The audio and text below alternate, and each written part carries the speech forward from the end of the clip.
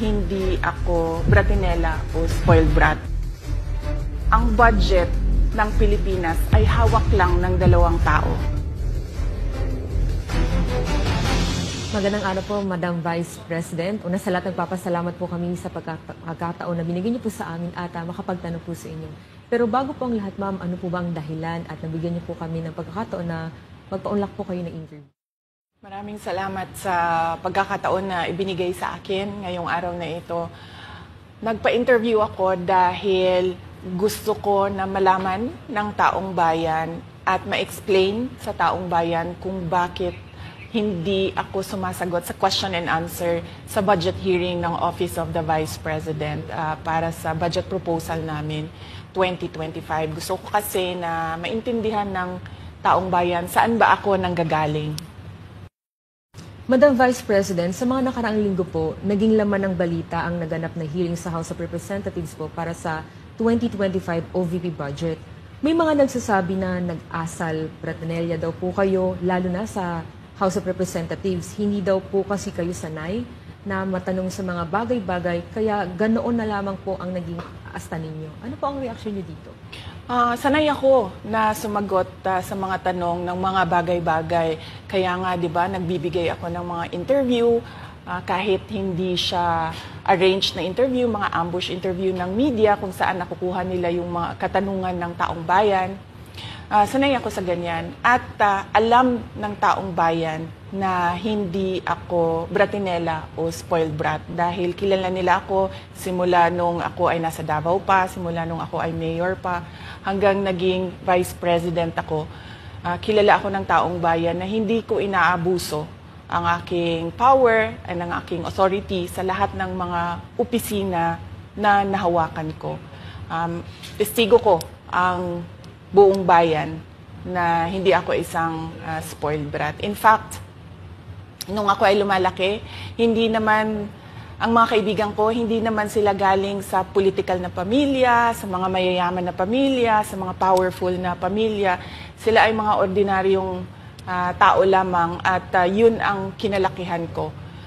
Isang ordinaryong environment ng isang ordinaryong citizen ng ating bayan. Sa palagay ko, hindi lang sanay ang iilan na mga miyembro ng House of Representatives na hindi nila makuha yung gusto nila at gusto nilang marinig na sagot. At hindi sanay yung mga iilan na mga representatives natin na sinasagot sila sa kanilang mga patutsada. Kaya sa tingin ko, isa din itong parang atake din nila na parang, oh, bratinela yan. Kahit na sumagot naman ako, hindi nga lang sa gusto nila. Kaugnay dyan, Madam Vice President, dito sa budget hearing, naniniwala po ba kayo na may kapangyarihan talaga ang Kongreso na busisiin ang budget po ng bawat ahensya ng gobyerno? Siyempre, oo. Nakalagay yan sa ating saligang batas na ang Kongreso natin ang merong power of the purse. Kaya nga, di ba, merong mga budget hearings at merong pagpasa ng budget mula sa House of Representatives at sa Senado natin, sa Kongreso natin. Kinikilala natin yan. Kaya nga, di ba, pumunta tayo doon sa Senate hearing, pumunta tayo doon sa House of Representatives na hearing dahil nagpresenta tayo ng budget. Ang ginawa ko lang ay sinabi ko, i-forgo namin yung question and answer na parte ng budget hearing. Pero kaugnay po dyan, Madam Vice President, hindi po ba dapat malaman din ng taong bayan para saan po ang pondo ng OVP? At saan po gagamitin itong panukala po for 2025? Yes. Napakahalaga sa akin na malaman ng taong bayan ang Office of the Vice President budget proposal. Kaya nga, bago kami pumunta sa Senate, bago kami pumunta sa House, ay pinublish namin yung budget proposal namin sa aming website, sa Office of the Vice President, sa social media platforms namin. Ginawa namin siyang madaling intindihin ng taong bayan kung saan papunta yung budget proposal ng Office of the Vice President.